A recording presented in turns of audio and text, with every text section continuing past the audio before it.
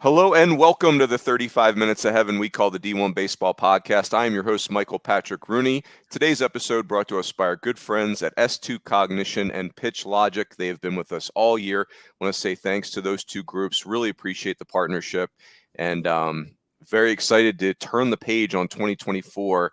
I do believe that the 2025 season doesn't really start until the draft happens, but be that as it may, we have crowned a national champion. Today, I am joined by the Marcus Aurelius of college baseball. That would be Mark Etheridge. The Adam Schefter of college baseball. That will be Kendall J. Rogers. And the man that put weekend and weekend waypoints, Joe Healy. Gentlemen, welcome to the off season. How we doing? Broadway Joe couldn't be over better. here. Broadway Joe. That's a good nickname. Runes, if we were any better, we'd be you. That's right. If we were any better, we'd be twins, right?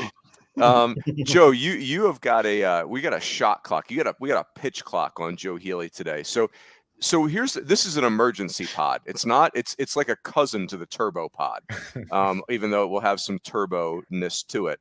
But obviously we want to talk about.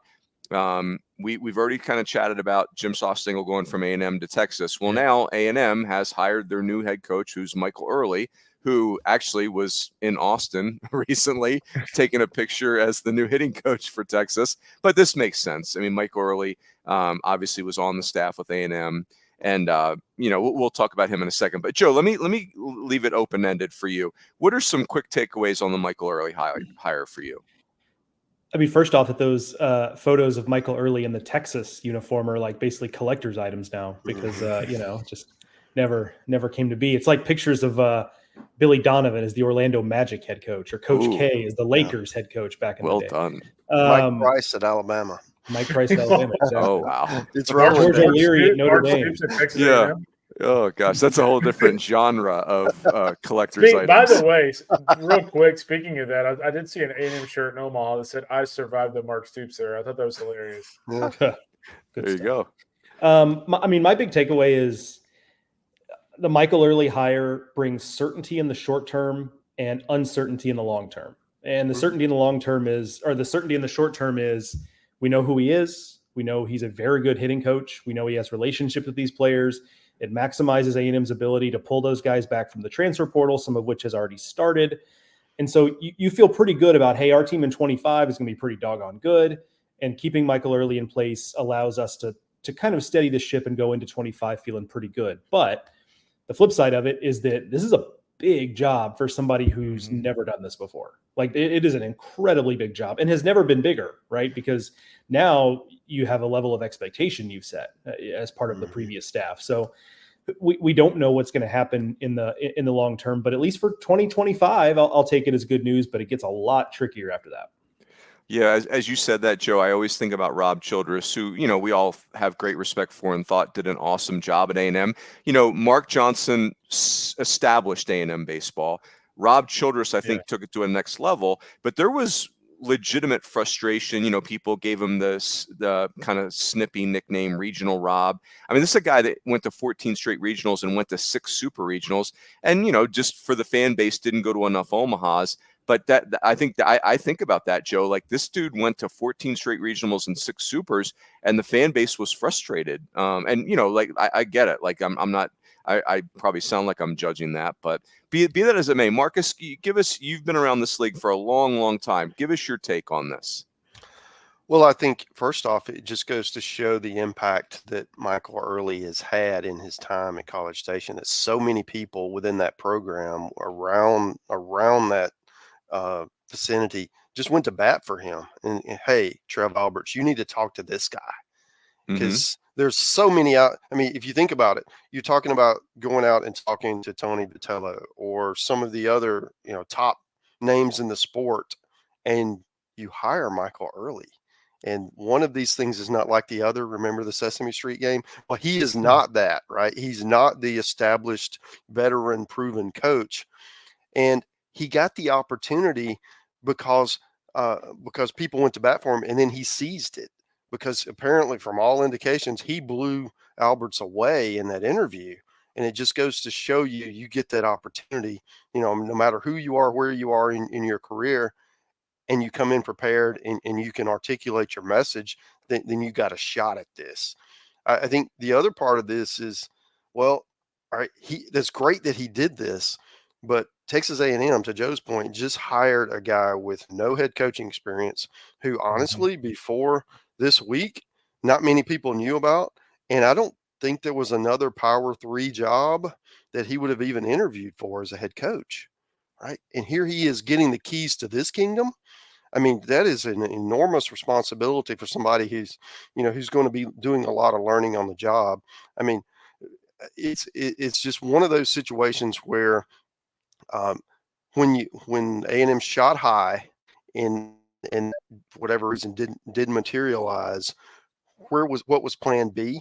And in this case, here was this guy who interviewed really well, who could galvanize the program at a time where you're not feeling super hot after what happened last week, and now you're able to, if he can bring these guys back in from the portal, it really sets up well for next year. Because I mean, honestly, I think I could coach that team next year as talented as it's going to be. I mean, no offense to him, I'm sure he'll do a great job, but they're going to be loaded.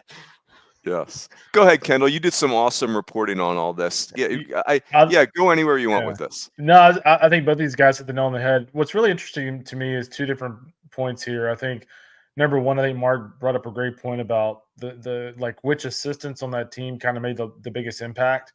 You know, you didn't see player, and again, I'm not like, I think these guys are awesome coaches, but like you do not see the players coming out and going, hey, we have to hire Nolan Kane or we have to hire Max Weiner. It was literally all of them. We have to hire Mike Earley. So it gives you an idea of how involved he was with that program, how much of an impact he made with those guys. Looking ahead to next year, what's kind of interesting is for what I'm hearing, like they're literally getting every portal guy back. And it sounds like they may NIL their way to getting Prager and Jackson Appel back. So, I mean, if you did that, you literally return your entire team outside of Braden Montgomery and potentially Caden Ken. I think Ken is one of those guys could end up going to the Big 12 or something like that. But I mean, at any rate, I mean, if all you're losing is Caden Ken and Braden Montgomery, I mean, you're talking about I hate to compare him to Larry Coker because at the end of the day, Larry Coker wasn't very successful. But I mean, I think about Larry Coker inheriting a team that he won a national championship with. Like Michael Earley is inheriting a team that, let's be honest, like he should be winning a national championship with that team. And so it's just such a unique situation. It's a situation that where he can really seize the moment here. I was just watching an interview with him, and and I know Mike a little bit, but I was kind of blown away. Like I can see how he can go in an interview and own an interview because he's ultra confident. There's a little bit of cockiness there. And the guy thinks he's King Kong, when he's whatever, he's a dog or something. And, you got to have that personality in that league. I think somebody made this point earlier in a story I was reading that I think it was O'Connor, Vitello, and I'm trying to remember the other one. Was it maybe Mingione? They were all like 35, 36 when they got their first head coaching job. And this guy's 36 years old. So, it's happened before. They're following the Tony Vitello playbook here. And that's my second point is when you look at what he's done, I think the first step to not finding out if a coach is going to be successful, but the first step to know if the coach knows what the hell he's doing is who does he hire around him? And I thought the fact that he walked in there, had a plan, said, hey, I'm hiring Jason Kelly from Washington. That right there tells me he knows what he's doing. He knows where his weaknesses are, just as Mark pointed out. Like he's a guy that's never coached before. So what do? Kind of like Tony hired Frank Anderson. You go, hey, let's go find a really good pitching coach who's had a little success as a head coach, has been to Arizona State, has been to LSU, knows the lay of the land a lot of different places. I know that's my weakness, so I'm going to hire him as my top assistant. And then, oh, by the way, I'm going to go hire Caleb Longley from Texas, who engineered their offense last year. Their issue last year certainly was not offense. So I thought that was the first sign that he kind of knows what he's doing. We'll kind of see how things materialize after next year. But, so far, so good. And, he certainly seems to have his ducks in a row, so to speak. Yeah, I would say, like, if you're Trev Alberts, you're trying to accomplish two things, right? Like, you need this hire to be well accepted, right? Like this needs to be a sellable hire to your fan base. Like people use the expression "win the press conference." Like that feels like too cliche to me, but it's probably accurate. But it's basically like this needs to be a hire that you can take to your fan base and you can sell them on that. And then number two is they actually have to be good at the job. Right. Like you can't just win the press conference. Like you actually have to win baseball games afterwards. And so, part one is, I think we were all asking ourselves the question, how did Michael Earley sell? I don't think he was on their initial list probably, but he goes in there. He's very confident. He's sharp. You remember he was at Arizona State in a time where they led the country in drafted players. They had the number one pick in the draft in Spencer Torkelson. I think Tracy Smith is an excellent head coach. He got to study under him. He got to study under Jim Schlossnagle. And then he says to Trev Alberts, oh, by the way, let me show you what I have in my back pocket. I'm going to have a P4 head coach resign from his position to come here and be our pitching coach, just like you alluded to, Kendall. And it's just like, if you're Trev Alberts, you're like, okay, talk to me. Like now you're speaking my language. Yeah, you have my attention. Yeah, right. And so this becomes very sellable. So Joe and Marcus and Kendall, I want to get your thoughts on this too. Here's the other thing. Before we talk about what does it take to be a head coach in the SEC, I think I can make an argument that assistant coaches have a better track record. These are the biggest jobs in our sport.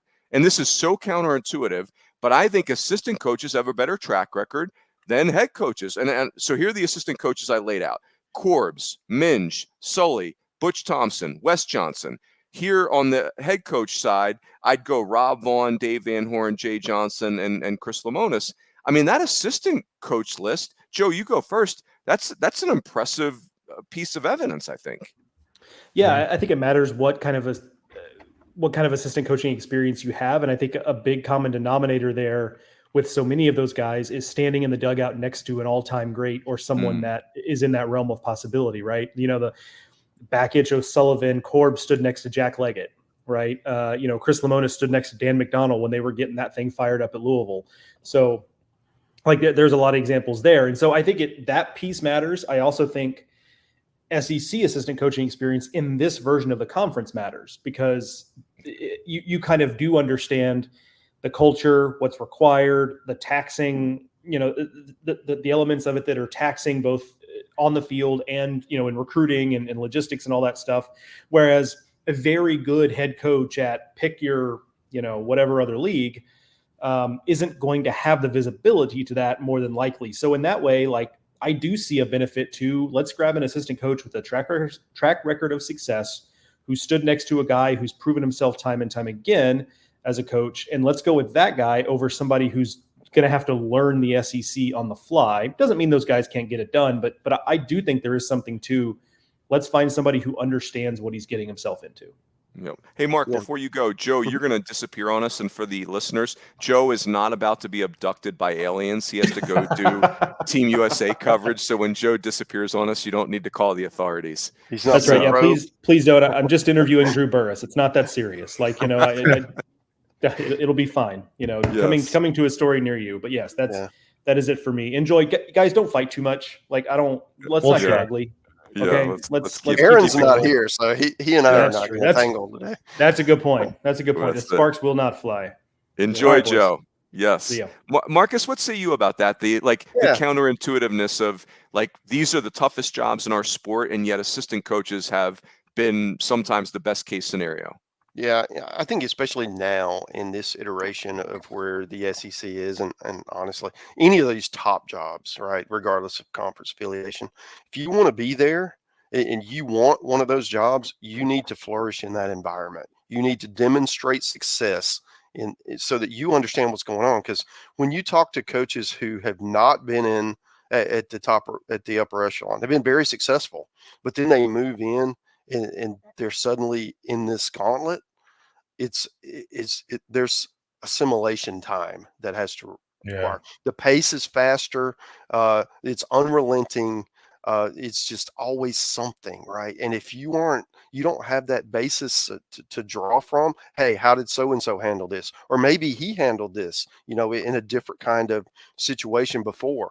to give you that to help you make these decisions. Because a lot of times, because I mentioned the pace is so quickly, the pace is moving so quickly, you've got to make those snap judgments. And in this program, you make the wrong decision, you pick the wrong player, you make the wrong NIL decision, whatever it is, right? It can really set you back. And with for error so small, like we're seeing in this league, you have 13 of the 16 SEC teams now. I can say that it's July 1st. We're regional teams. It's just so unforgiving. So I do think having that, if you're looking on the outside and you want one of these 16 jobs, that's how you're going to get there. That's the most likely scenario for me to, hey, you already, especially these who already have head coaching experience, you've already checked that box. Now I want to come in and work in this version of the SEC. And if you have success, then you position yourself for that next spot. Yep. Go ahead, Kendall. Yeah, it's kind of funny. I go back to a conversation I had with Tim Jamison when he was with Missouri when they first went to the SEC. And he made the comment that, like, man, this league wears me out. I mean, I was like, what do you mean? He goes, well, the Big 12 was hard. He goes, but this is like kind of like Mark said, it's unrelenting. Like it's every single weekend. It's a battle every single weekend. You really can't come up for air. And it's just constant.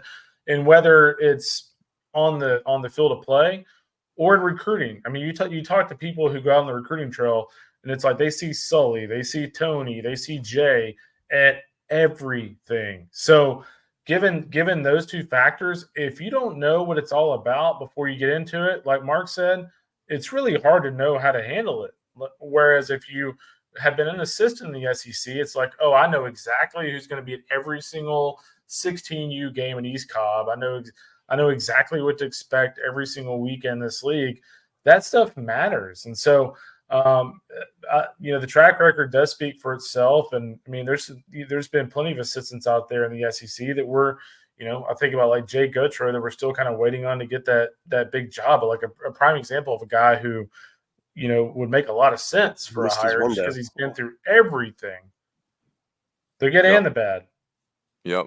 Boy, it's so interesting. I think I certainly can't relate to this, but you guys know I coached in the Pac-10 right as it had evolved out of the six-pack. And I think the six-pack is the only league we've ever had in college baseball that provides any type of similarities to today's SEC, where, that league was producing almost every national champion for a stretch of time. And, every player up and down the West Coast is going to one of those six schools. You're playing each other six times. And even in the Pac-10 that I got to participate in, there were weekends where you just feel like, I don't know how we're getting 27 outs today.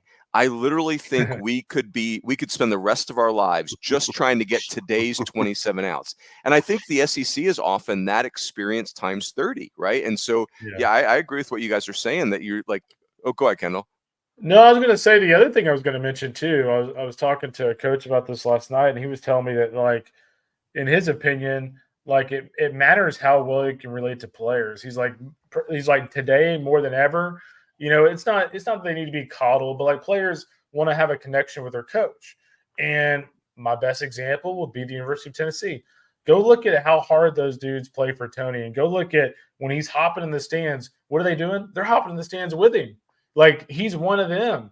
And so I think this day and age with just the culture of kids, I think the more you can get away, I guess is the right way to say it, the more you can get away with hiring a younger guy, I think it just makes a little bit more relatable pieces in your program. Yeah. Perfect segue, Kendall. Here's what I want to throw at you guys. This stuff has gotten me really thinking. So I made myself write down today, and Kendall, I think I texted this to you. What does it take to be a successful SEC head coach? Like, if I was Trev Alberts, what would I be looking for? And here's what I wrote. I wrote down three things, and you guys I'd love for you to disagree with one of them or add to them, whatever you want to do. Number one is a ruthless approach to roster construction. Like, you can't be like, making friends is not part of roster construction. You're going to have to over recruit. You're going to have to take people off other players' rosters. You're going to have to cut players on NIL and scholarship on your own team, reduce scholarships. It needs to be ruthless in the area of roster construction. That is not an area where you're going to get to make friends. Number two is you have to have a Rolodex that allows you to hire an elite coaching staff. Like you look at those two coaching staffs in the finals, man, like Josh Elander, Frank Anderson, Max Weiner, Nolan Kane, Michael Earley, like on and on. Like, man, I think about guys behind the scenes, like at Tennessee, like a Sean McCann. Like these are top-notch coaching staffs. And the head coach has to have the Rolodex to be able to pull that off. And then the other thing is a confident media presence. Like you're going to be on camera a lot and your fan base is going to be looking at you a lot. And there's one question in their mind. Is this job too big for you? And I think we've seen coaches fail recently where they're on camera a lot and the job just looks like it's beating them up. And that becomes a real problem for the confidence in the fan base. So Marcus, what there are other topics there or ideas there, but what say you about that concept of what does it take? What would you be looking for if you were an AD? Yeah, I mean, those are three big buckets. And I think within those buckets, you can kind of further delineate if you want. And I do think there's an openness to the portal that a lot of coaches don't have. I mean, at least not to the extent that they need to be. And being able to make those, some people might call it tampering, being able to make those overtures in order to get your foot in the door. And that's just kind of part of the reality until there's more teeth in this process. That's what that's the way people are going to play it. And I do think that that's a huge part of this because, we've all seen the deal where if you lose your star player or you get somebody injured and the freshman's not ready, you're just totally screwed. Well, that's not the world we're living in now.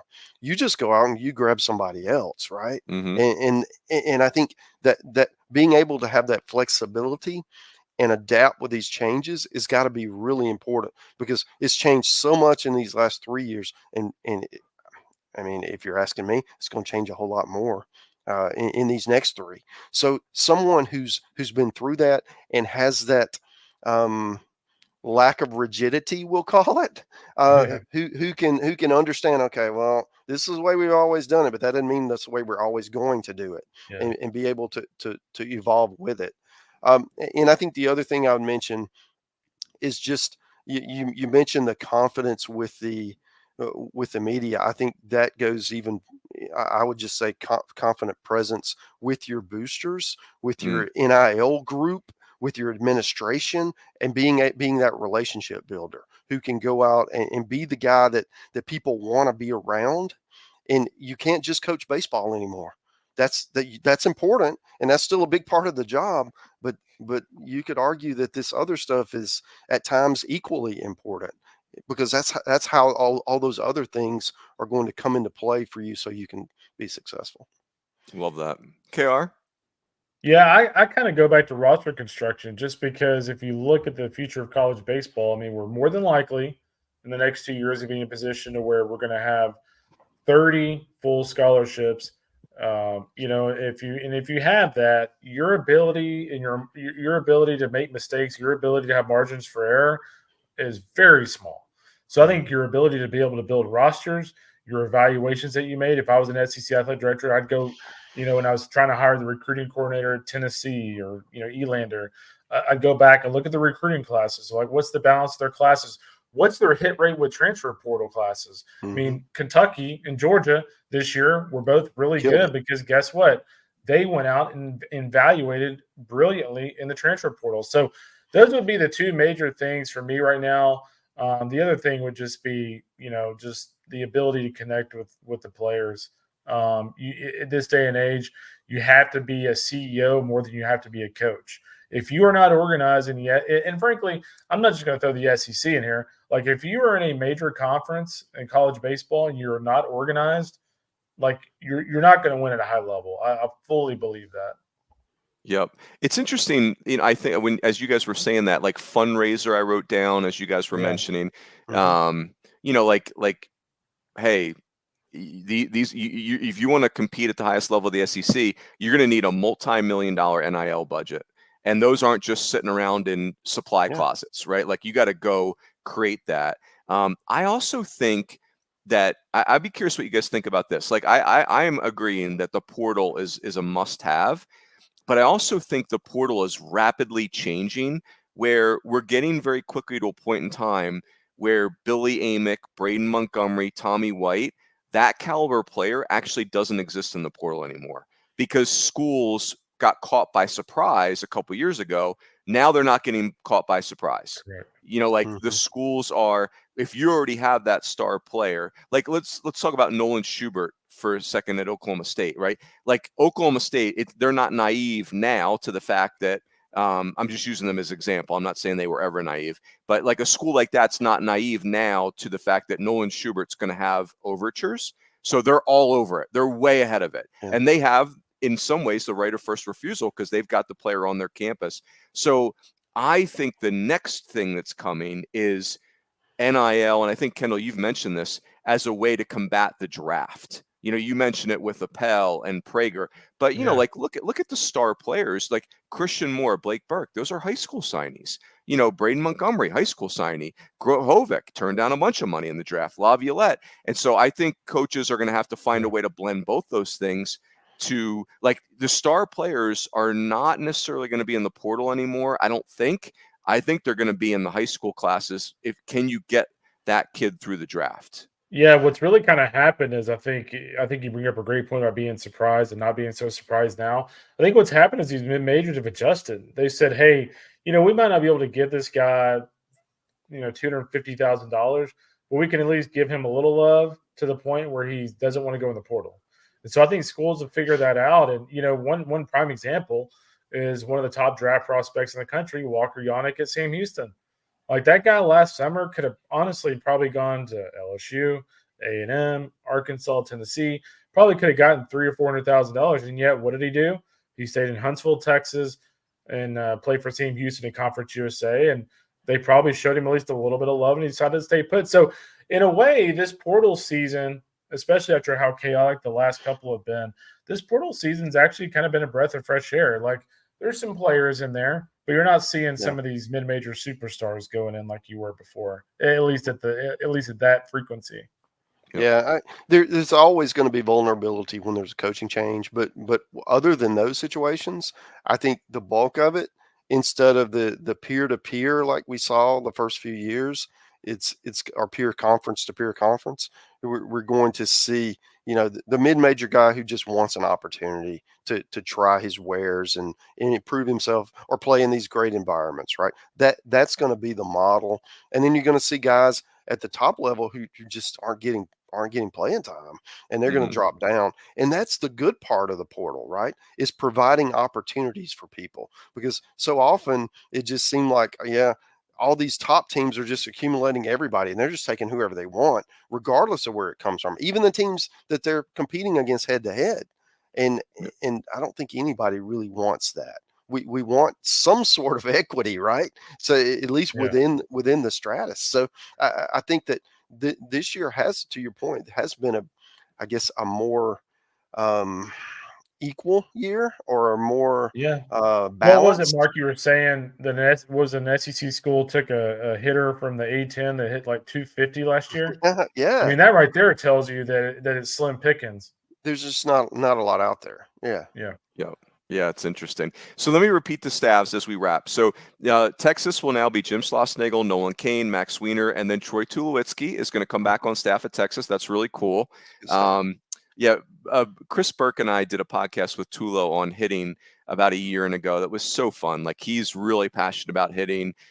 Unbelievable player at Long Beach State, obviously. And then I say that because obviously he was a great player in the big leagues, but this is a guy that valued his college experience. He's not just a guy that, he looked at his college experience as just some nuisance on his way to a big league career. And then for A&M, it'll be Michael Earley, Jason Kelly is their pitching coach, Will Fox, and then Caleb Longley, who's coming over from Texas. So really interesting. One thing to wrap on, boys, I'm not sure if you saw it, but if you just go to the SEC's Twitter account, they put together a really cool video welcoming Texas and Oklahoma into the fold.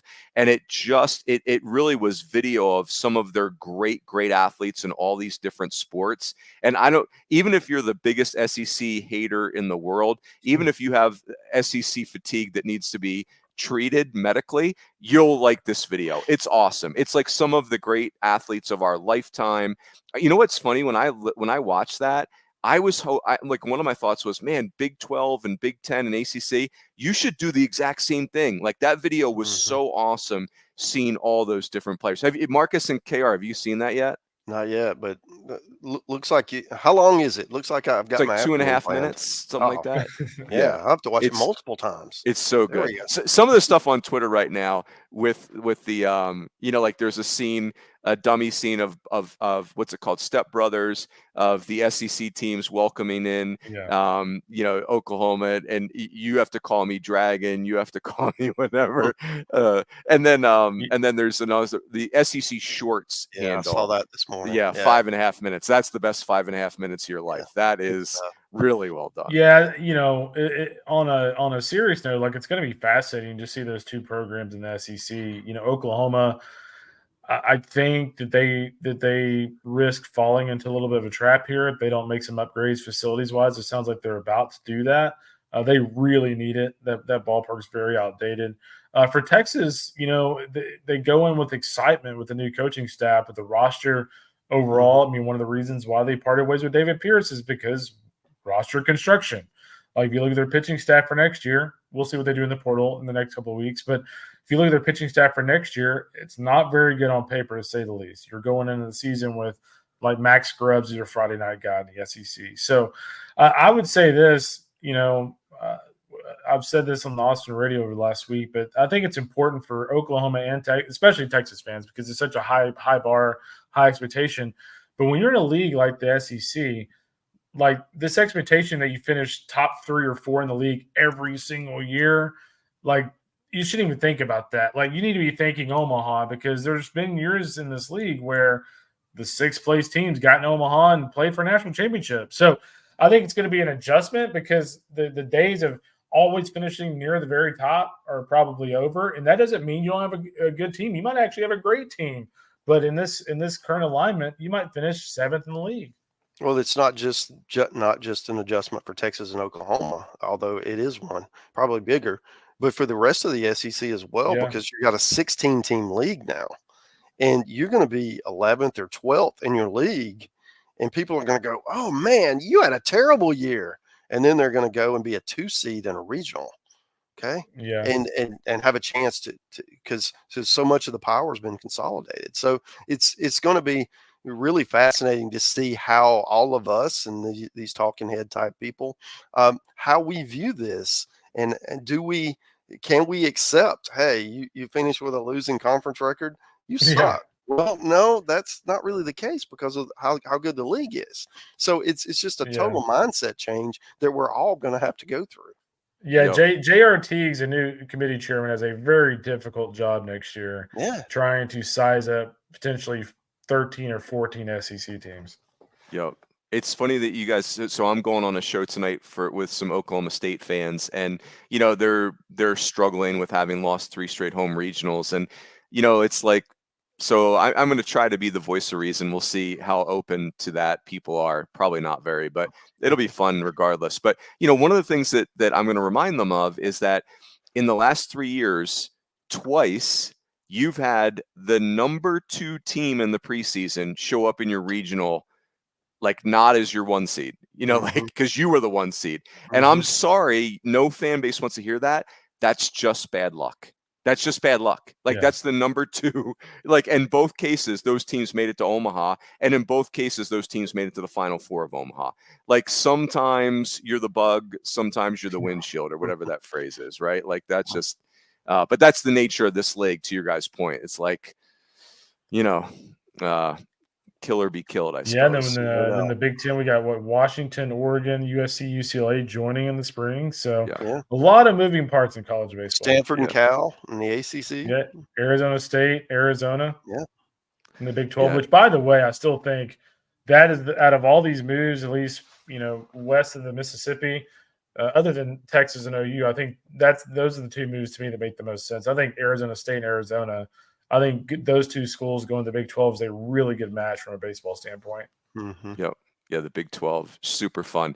And the Big 10, I know I bang on them a lot, but like, please, like big shot across the bow. Like, you just had a prominent head coach in your league, your new league, leave his post to be an assistant coach in the SEC. Like, Well, all me I'm too, looking for really. from you is message received. Go ahead, Mark. Yeah, well, Mosiello left for TCU to be an assistant as well. Not the Yeah. SEC, but still, you lost 2 sitting head coaches leave to be Yeah. assistants.